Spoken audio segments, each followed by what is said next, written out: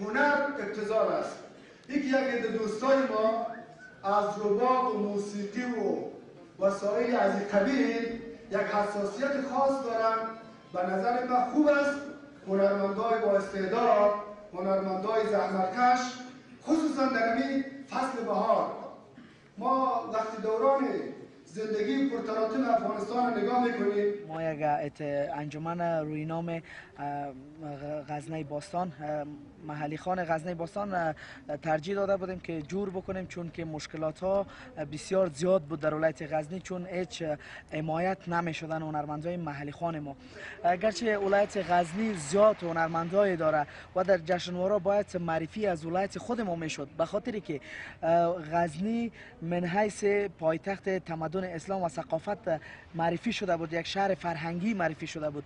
ما یکی از آوازخوان‌های خود نداشتیم که برای ولایت ما یا برای غزنی ما یک دستاوردی داشته باشه. هنرمندان غزنی قسما فراموش شده بود، اما به خاطر که اونا هم یک منسجم خوبتر باشن و کارهای خود را مشترک به پیش ببرن، نیاز به این بود تا یک اتحادیه یا یک انجمن باید ایجاد شود و انشاءالله که امیدوار هستم در آینده ها به خاطر رفع مشکلاتشان اساسنامه ترتیب شده و تمام موارد ذکر شده و انشاءالله که مشکل نخواهد بود در آینده، چون قبلا یک قسم پراکنده بودن تمام امی هنرمندای ما.